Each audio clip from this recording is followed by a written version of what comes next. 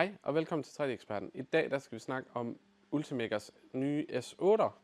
S8'eren er en industrimaskine, men med hastighed. Det vil sige, at den kan køre 500 mm i sekundet.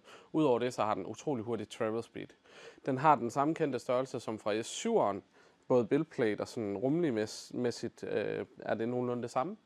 Den kan køre de fleste materialer, og den kan køre 340 grader på selve hovedet, så den kan også køre de her virkelig sådan industrimaterialer. Den kører stadig med dual extrusion, det vil sige, at den har to hoveder herinde, så den kan køre dual farve. Den har plads til 2 spoler bagpå, eller så kan man få sådan en materialestation til at sætte under, hvor man kan sætte flere materialer i.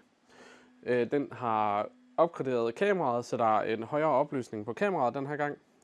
Dejligt stor glaslåg.